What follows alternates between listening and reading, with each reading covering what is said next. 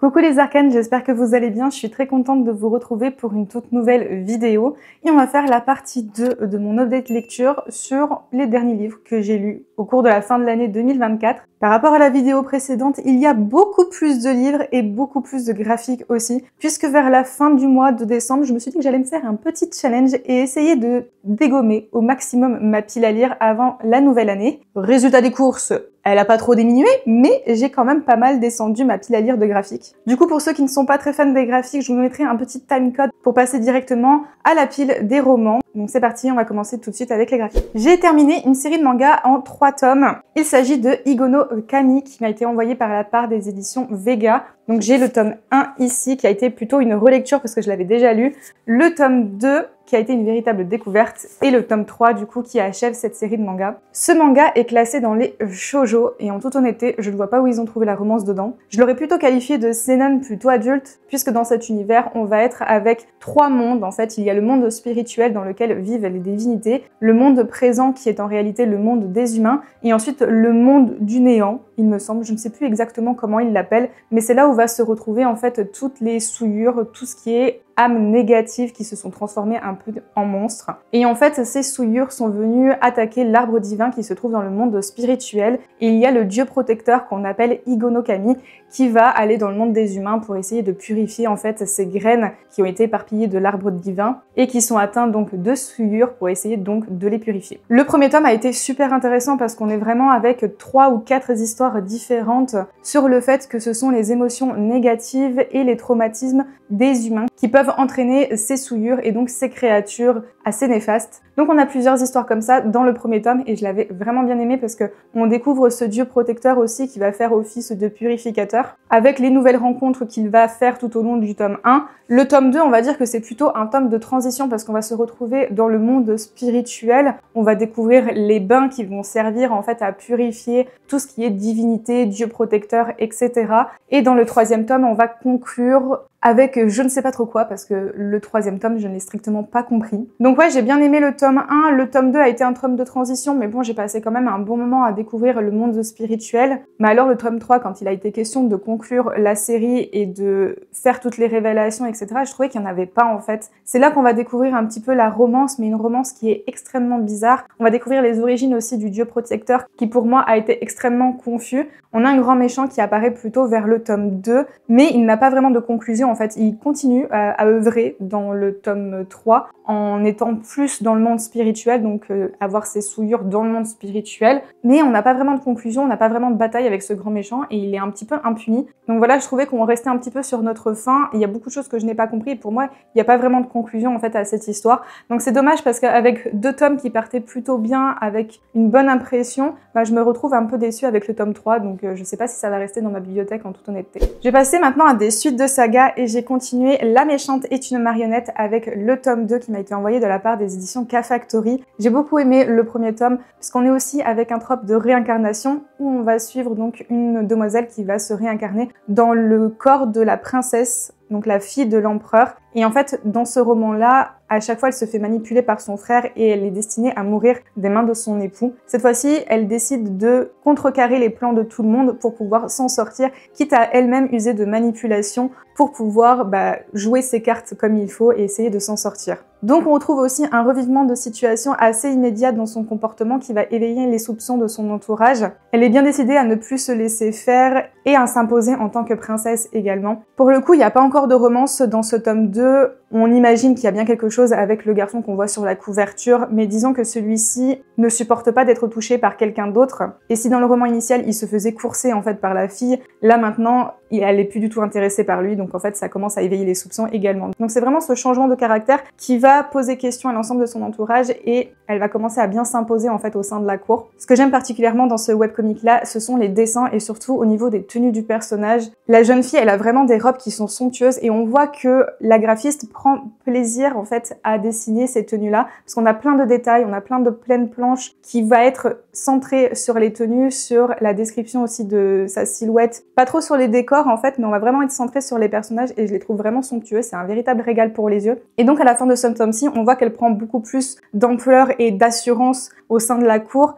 Donc j'ai très hâte de pouvoir découvrir encore plus son évolution dans le tome 3. Ensuite, j'ai lu 2 tomes qui me manquaient d'une de mes sagas chouchoutes. Il s'agit de Comment Aureliana a survécu au manoir Wink Knight, qui cette fois-ci m'a été envoyé de la part des éditions Cotoon. Donc j'ai lu le tome 5 et aussi le tome 6. Pour vous résumer un petit peu l'histoire si vous l'avez oublié alors que j'en parle à peu près à tous mes updates lecture, on est là aussi avec un trope de réincarnation où une jeune demoiselle va donc intégrer le corps d'une demoiselle dans un roman à l'eau de rose, mais pas en l'héroïne de l'histoire, mais plutôt en sa meilleure amie qui est destinée à mourir dès les premiers chapitres du roman. Vous vous doutez que la demoiselle n'a pas forcément envie de crever, donc elle va tout faire pour essayer de se sauver l'imiche, quitte à faire une alliance avec le duc Wink Knight qui à la base est l'amoureux de la véritable héroïne de l'histoire. Et pourquoi ça pose un petit peu problème? Eh bien c'est parce qu'elle va lui demander de jouer son fiancé en contrepartie d'autres choses au début du roman, mais en fait plus le temps avance, plus il y a une véritable histoire qui se construit entre les deux. Je dirais pas forcément qu'il y a de grands enjeux en fait avec ce webcomic là, on est plutôt sur une tranche de vie, le temps qui passe, quelques événements au cours de la ville et autres qui nous permet en fait d'avoir quelques péripéties, mais il n'y a pas grand enjeu, à part les premiers tomes où on a vraiment ce côté où elle essaye de survivre, où elle va essayer d'adopter un certain comportement et aussi avoir la confiance du duc. Arrivé sur le tome 5 et 6, il n'y a plus grand chose qui se passe en fait.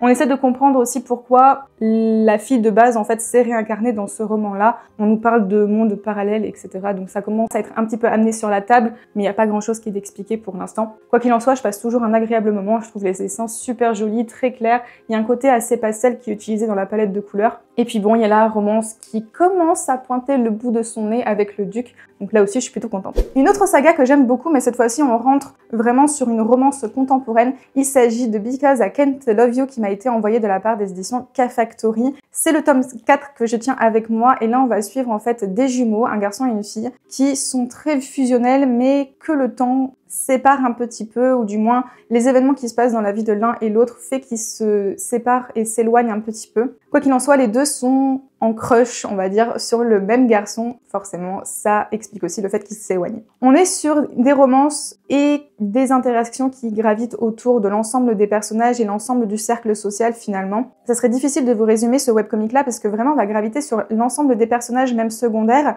et on va avoir chacun des problèmes qui sont un peu différents et des enjeux aussi donc qui sont différents. Mais j'aime beaucoup parce que là on a vraiment une relation qui est retrouvée entre les deux jumeaux. Il y a un côté très touchant dans leur relation donc c'est ça que j'aime bien. Je pourrais pas vous en dire grand chose pour le coup, j'aime bien les dessins, il y a beaucoup d'humour, il y a de la romance. On développe aussi bien les personnages secondaires que les personnages principaux. Là on est quand même avec des jeunes adultes parce qu'on est sur des romances universitaires, voire même un peu plus adultes. Donc voilà, c'est tout ce que je pourrais dire sur ce webcomic là. Pour le prochain graphique, je ne comprends pas comment j'ai pu mettre autant de temps à lire le tome parce que c'est vraiment ma saga chouchoute et j'ai attendu quand même fin décembre pour lire la suite. Il s'agit de Seule la mort attend la vilaine. Je l'ai acheté en plus de ça au salon de la presse jeunesse de Montreuil et je l'ai fait dédicacer, donc je suis trop contente. Et donc il s'agit bien évidemment de ma saga favorite, j'ai pu découvrir l'avancée et je suis tellement impatiente en fait de lire la suite parce que là on a des choses qui se passent, des révélations, des retournements de situation et je suis tellement impatiente de découvrir la suite. Il se passe tellement de choses dans ce webcomic là.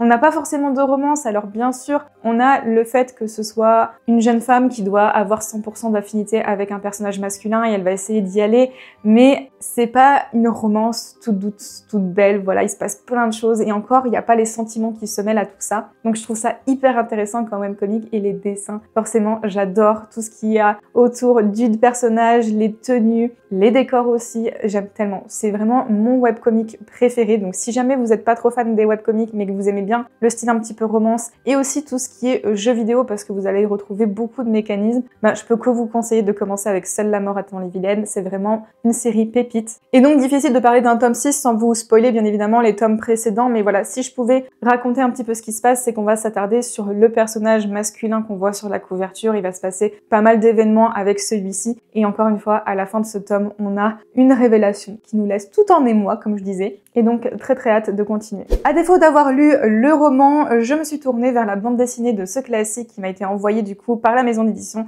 Il s'agit de I Orgueil et préjugés de Jane Austen qui m'a été envoyé par les éditions Jungle dans leur collection romance graphique, c'est-à-dire qu'ils vont adapter pas mal de romances en version bande dessinée et franchement celui-ci vaut le coup. Alors c'est un one-shot, donc on va regrouper l'intégralité du roman dans un seul volume et je trouve que forcément ça souffre de rapidité. On passe trop vite sur tous les événements qui se déroulent dans le roman, donc on n'a pas cette attache, on n'a pas l'impression de comprendre tous les enjeux et tous les sentiments qui se cachent derrière nos deux personnages principaux. Mais je trouve qu'il a quand même fait le taf parce que il m'a tellement donné envie de découvrir le roman, de le lire. Donc je suis sûre que ce roman graphique va plaire aux passionnés justement de cette autrice-là. Et en plus de ça, les dessins sont hyper jolis. Je les trouve travaillés, très détaillés, très fins, mais en même temps suffisamment simples et clairs pour ne pas avoir à cet effet dense au niveau des planches, au niveau de la mise en page et au niveau des détails. Je les ai trouvés vraiment très beaux les dessins. Ça m'a immergée dans cette ambiance très cocooning,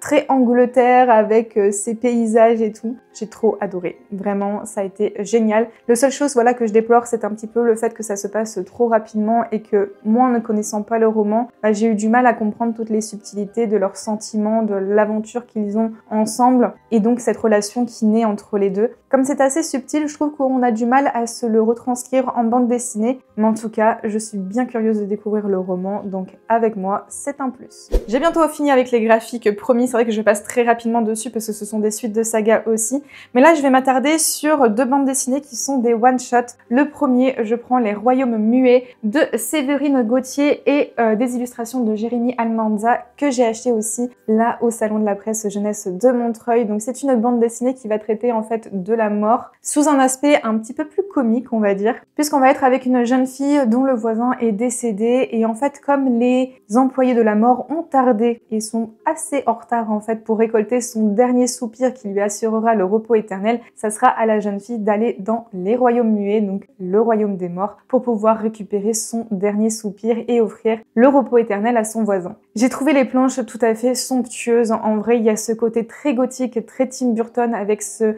crayonné. Voilà, on a un côté très détaillé en fait sur les planches. Je suis très mauvaise pour détailler le style graphique parce que je m'y connais pas assez, mais c'est un peu le ressenti que j'ai. En tout cas, j'ai beaucoup aimé. Il y a ce côté très sombre, il y a ce côté un petit peu gothique, voilà, dans les traits. Et moi, c'est des dessins qui m'appellent tout à fait. Un petit one-shot quand même qui m'a bien tenu en haleine parce que j'ai aimé découvrir l'humour, mais aussi tout le royaume des morts qui est dessiné avec ces petits jeux de mots aussi au niveau des établissements. Je les ai vus, c'était trop drôle. Je sais pas si je le donnerai aux plus jeunes parce que c'est quand même une bande dessinée jeunesse, mais je sais pas si je le mettrai dans les mains des plus jeunes parce qu'il y a quand même l'aspect autour de la mort. Alors c'est abordé d'une certaine manière assez drôle et en même temps assez sérieuse pour pouvoir permettre aux enfants, je pense, d'appréhender le deuil. Par contre, il y a des dessins qui pourraient faire peur parce qu'on a cette multitude justement de squelettes avec ces crânes parfois effrayantes et la mort elle-même est dessinée d'une manière très imposante et assez flippante. Donc voilà, faut être préparé. Je pense que si vous avez des enfants, attention à leur âge et à leur sensibilité pour pouvoir faire découvrir ce titre-là.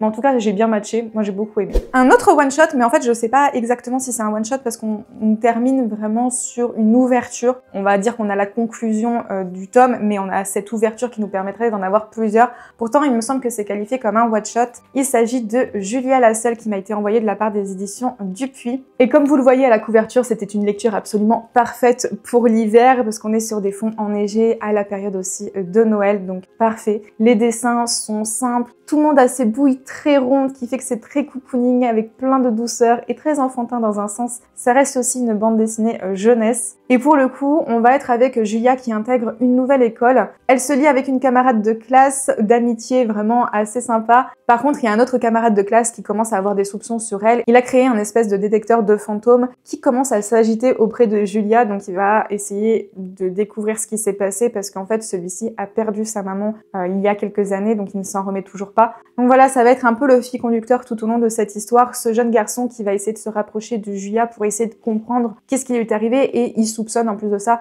qu'elle a un rapport avec la disparition de sa mère. Dans l'ensemble, ça reste quand même très léger, c'est vraiment pour un public jeunesse. jeunesse, donc il n'y a pas grand enjeu non plus. Et il y a vraiment cette simplicité qui, moi, m'a un petit peu dérangée par moment. Mais disons que ça m'a permis de passer un agréable moment, un petit peu cocooning sur mon canapé, mon plaid et ma boisson chaude. Pour l'hiver, ça rentrait parfaitement dans le thème. Donc j'ai quand même passé un bon moment, mais c'est pas la lecture du siècle. Et enfin, pour conclure avec cette partie graphique, je vais passer là aussi très rapidement sur 2 suites de sagas. Donc j'ai lu le tome 2 de L'Île du Crâne, que j'ai reçu en service de presse de la part des éditions Jungle, aussi dans leur collection Jungle Pépite. Donc c'est l'adaptation cette fois-ci de romans plutôt fantastiques. Et L'Île du Crâne serait apparemment le roman qui a inspiré J.K. Rowling. Ça m'a fait rire parce que du moment qu'on m'a dit ça, je fais les rapprochements avec Harry Potter. Et là, clairement, on va dire que c'est un tome qui se concentre sur le tournoi des 3 sorciers. Parce qu'on va voir cette espèce de coupe pareil qu'ils vont devoir récupérer en plein cœur de Londres, qui va les téléporter dans une certaine mesure. Donc j'ai bien aimé en fait ces clins d'œil-là. Moi, ça m'a fait penser du coup à Harry Potter, forcément, maintenant qu'on m'a dit ça. Mais j'aime bien les dessins, je les trouve plutôt jolis. Et là, par rapport au premier tome, je pense qu'on est avec 1 an plus tard, dans cette école donc remplie de monstres, avec ces péripéties qui se ramènent au fur et à mesure, notamment dans ce tome-ci. Donc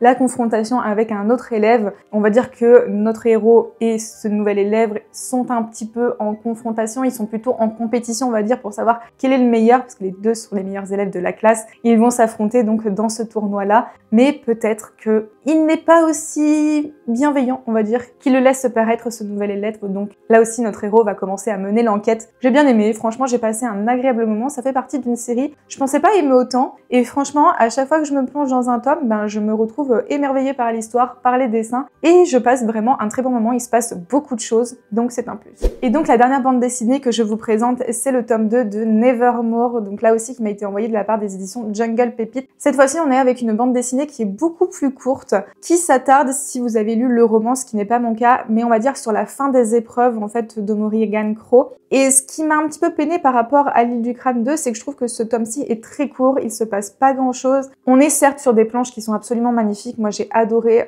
tous les détails, les illustrations, il y a une patte qui est assez particulière et j'aime beaucoup les couleurs qui sont utilisées. Par contre, voilà, je trouve qu'on n'a pas forcément beaucoup de péripéties, c'est assez court et c'est trop peu finalement pour moi, donc je sais pas si je vais continuer par la suite. Je pense que je vais même m'arrêter là sur cette saga. J'ai passé un bon moment, hein, mais pas de là me dire que je vais continuer. Passons maintenant à tout ce qui est roman et je commence avec un ouvrage que je vous ai déjà présenté parce qu'il fait partie de mes flops de l'année 2024.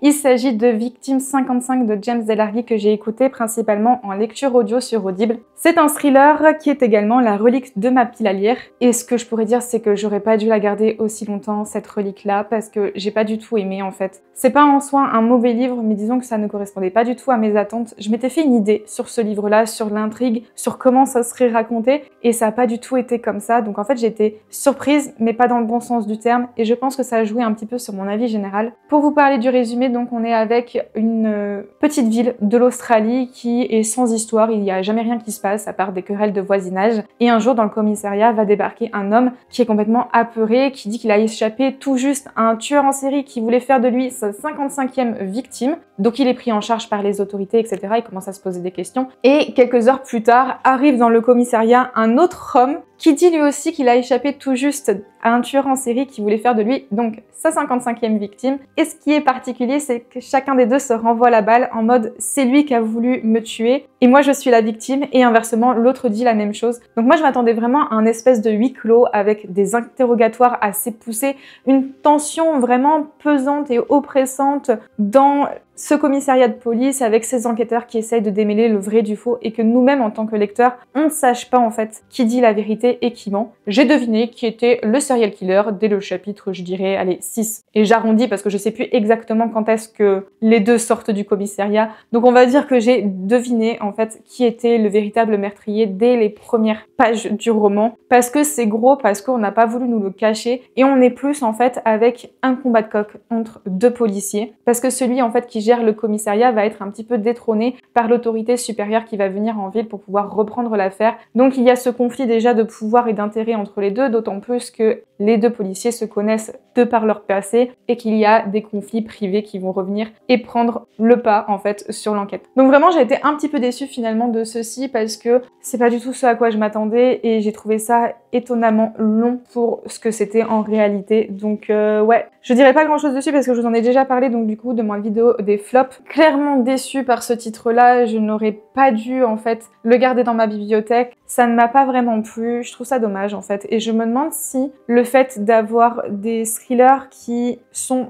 en réalité des polars, alors je ne me connais pas trop dans le genre littéraire de cet aspect-là, parce que pour moi les polars c'est quand on suit un enquêteur, je crois qu'il fait une enquête, alors qu'un thriller c'est peut-être un petit peu plus large, je sais pas, dites-moi en commentaire si vous pouvez m'éclairer à ce sujet, mais en tout cas je pense que ça ne me correspond pas les enquêtes comme ça, du moins celui-ci ne m'a pas convaincu du tout. Et le second n'échappe pas vraiment à la règle parce que j'ai lu Maxime Chatham, du coup L'âme du mal, qui m'a été offert à mon anniversaire par Camille de Madame Errance, donc je suis très contente, j'ai toujours son petit mot à l'intérieur. Là aussi je l'ai écouté en lecture audio et je dois dire que je n'étais peut-être pas non plus dans une période propice à la lecture audio parce que je pense que j'ai loupé pas mal d'éléments en fait sur l'enquête. On est avec un flic qui vient d'arrêter ou même arrêter en tuant en fait un serial killer qui a fait de nombreuses victimes et il est arrivé tout juste au bon moment en fait quand il allait en faire une nouvelle. Cette victime-là en fait qui a échappé de peu au tueur en série s'appelle Juliette. Un an plus tard en fait les deux essaient de se retrouver, c'est notamment Juliette qui fait le premier pas parce qu'elle a besoin en fait de surpasser un peu ce traumatisme qu'elle a vécu. Et donc un an plus tard les deux se retrouvent, enquêteurs et victime, mais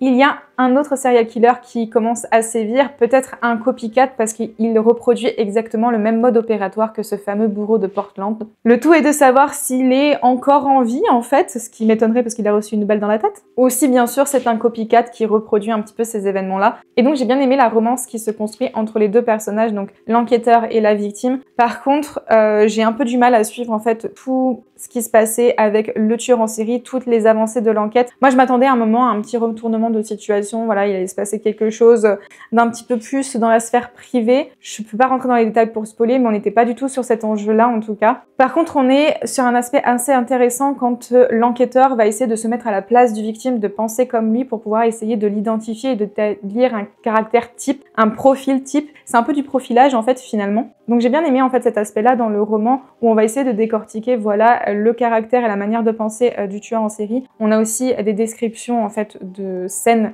de meurtres qui sont absolument atroces. Donc si vous êtes déjà un petit peu réfractaire à tout ce qui est scènes macabres et surtout aux détails, je pense pas que vous allez apprécier ce roman parce qu'elles sont quand même très détaillées ces scènes-là. Donc en soi j'ai passé un très bon moment, mais je pense que ça m'a un petit peu desservi le fait de l'écouter en livre audio. Je pense que j'aurais été plus imprégnée de l'histoire et immergée dans l'histoire si je l'avais découvert en papier. Bon, je le saurai pour la prochaine fois. La lecture commune de décembre de mon Patreon, c'était Curious Tides de Pascal Lascelles, que j'ai acheté donc il y a quand même presque un an, parce que je l'avais acheté au mois de mai ou juin l'année dernière. Je l'avais toujours pas lu pourtant. Donc c'était l'occasion avec mes Patreons de découvrir ce titre-là. C'est une fantasy young adult, donc où on va être sur les différentes phases de la lune. J'ai trouvé ça assez original dans l'ensemble, ce world building là. Le fait que on est dans une académie avec aussi plusieurs maisons qui sortent un petit peu de l'académie, mais pour catégoriser les gens qui ont des pouvoirs magiques. Et ces pouvoirs magiques dépendent en fait de votre naissance et de la phase de la lune et de la marée en fonction de votre naissance. Donc il y a des pouvoirs assez particuliers, d'autres un petit peu plus puissants et d'autres aussi un petit peu plus rares, notamment les éclipses lunaires ou solaires, je ne sais plus. Bref. Et on va y suivre deux points de vue. Le premier avec Emory qui en fait a voulu suivre sa meilleure amie qui lui cachait pas mal de choses. Donc elle a voulu savoir ce qu'elle lui cachait. Et ils sont retrouvés, elle avec un autre groupe d'adolescents, dans une espèce de grotte, mais ils se sont fait prendre par la marée et ils sont tous noyés. Sauf Emory, c'est la seule survivante. Et depuis, elle a un espèce de tatouage qui est complètement différent de sa maison, avec des pouvoirs aussi assez particuliers. Et de l'autre côté, au niveau de l'autre point de vue, nous avons Baz qui est le frère de la meilleure amie de Emory, qui lui est un adolescent qui est à fond dans les études, il est très intelligent, il est aussi très solitaire parce qu'il fait partie de la maison de l'éclipse. Et donc les adolescents de la maison de l'éclipse ne sont pas très bien vus, on va dire. Les deux vont se rapprocher et essayer de trouver ensemble pourquoi Emory développe ses pouvoirs un petit peu surnaturels et qu'elle ne devrait pas avoir en fait par rapport à sa maison. Donc j'étais très curieuse sur cet aspect-là de l'intrigue, mais j'étais assez déçue finalement d'un point de vue, celui de Emory, Emori. J'ai pas du tout accroché en fait avec ce personnage-là que je trouve extrêmement manipulateur et antipathique à certains moments. Déjà, nous sommes sur un triangle amoureux et elle utilise clairement les sentiments de base contre lui pour pouvoir le manipuler et obtenir ce qu'elle veut de lui. Et j'aime pas trop cet aspect-là en fait au niveau du personnage qui fait que comme moi j'ai pas cautionné en fait ce qu'elle faisait, j'ai eu beaucoup du mal à m'attacher. D'autant plus que ce personnage-là en fait souffre de la perte de sa meilleure amie. Les deux personnages qu'on suit en fait sont dans un deuil assez profond, donc il y a l'histoire du deuil qui est quand même assez intéressante. Mais le personnage d'Emori en fait fait le deuil de sa meilleure amie, mais en même temps elle tient un discours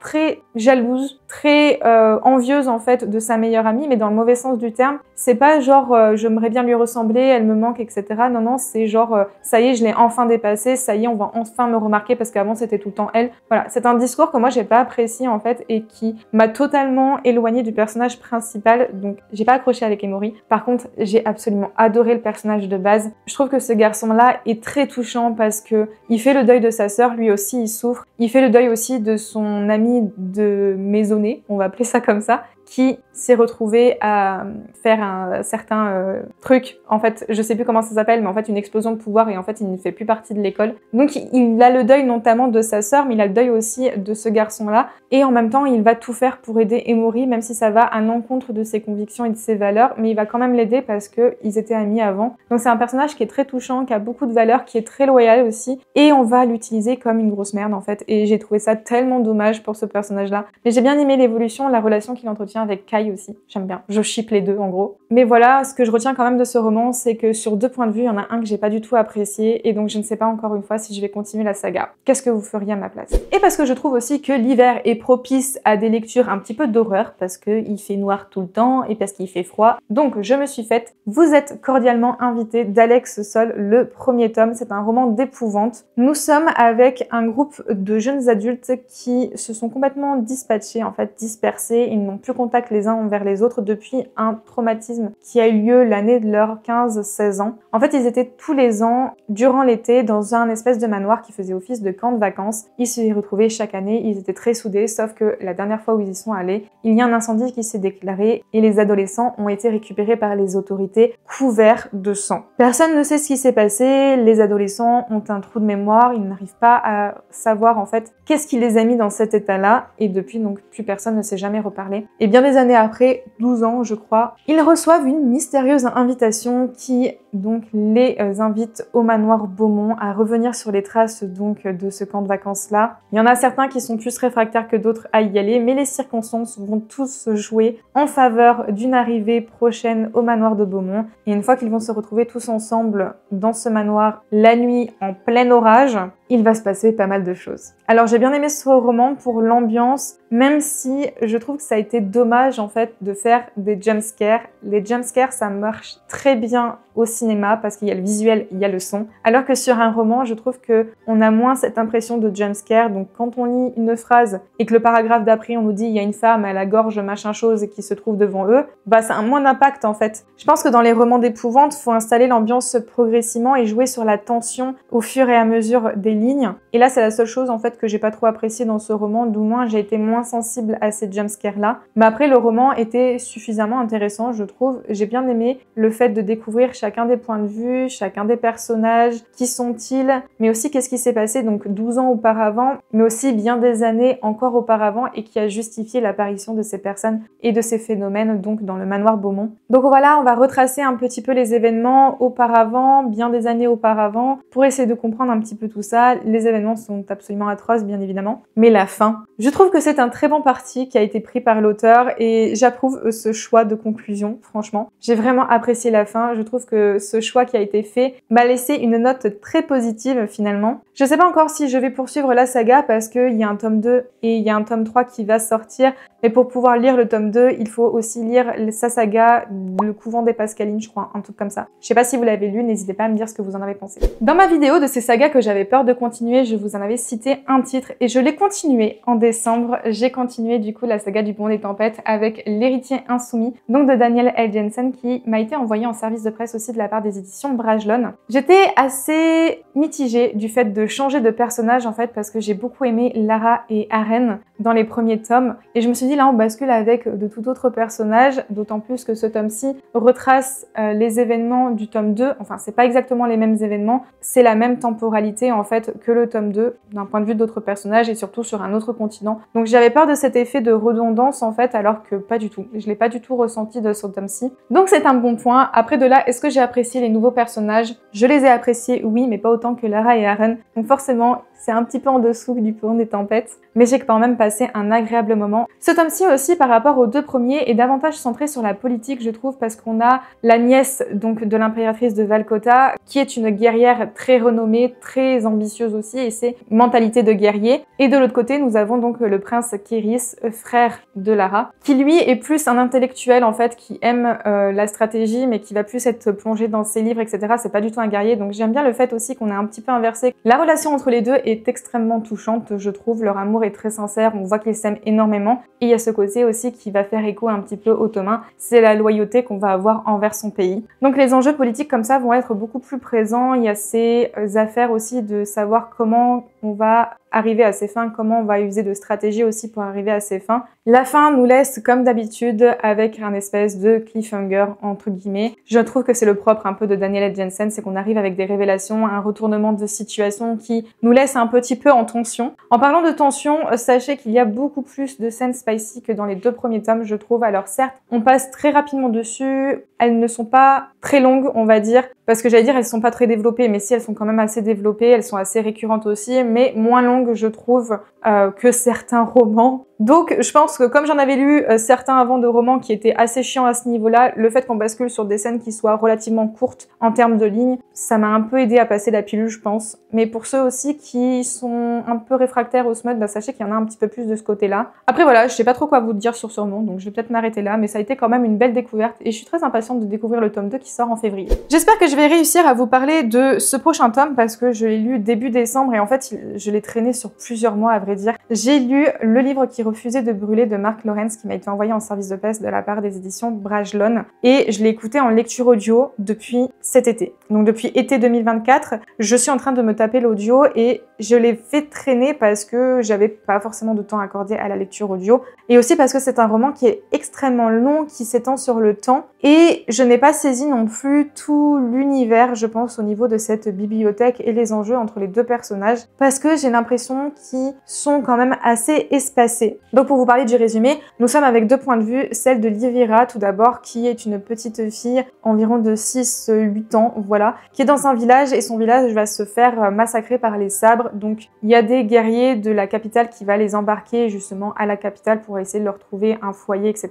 Elle va rentrer dans une sorte d'académie parce que je pense que Livira c'est un peu une surdouée. Elle a une capacité de réflexion, d'autres choses en fait qui me fait penser à un HPI par exemple. Et de l'autre côté, nous avons Evar qui lui est coincé dans une bibliothèque avec ses frères et sœurs, mais ils ont aucun lien de parenté, mais il considère donc ces gens comme sa famille. Et voilà, j'ai du mal à vous en parler parce que pour moi, je l'ai trouvé très confus ce roman en fait, malgré que j'ai passé un bon moment. C'était assez intéressant de découvrir le système de la bibliothèque, ce mécanisme qu'on trouve à l'intérieur qui va nous faire basculer d'univers en univers pour que les deux se rejoignent en fait, pour que Livira et Evar se rejoignent dans une espèce de espace-temps. Voilà, je l'ai trouvé très compliqué en fait, mais par contre si vous aimez bien les jeux avec le temps, etc., je pense que ça peut vous plaire ce livre-là. Il est assez exigeant quand même en termes de concentration parce que je le trouve assez dense d'une manière générale. Donc en soi, j'ai passé un bon moment, j'étais très curieuse de connaître le dénouement en fait à la fin. Après, ça reste un premier tome, je ne pense pas que je lirai la suite. Voilà, je pense que je m'arrêtais là, j'ai bien apprécié le premier tome,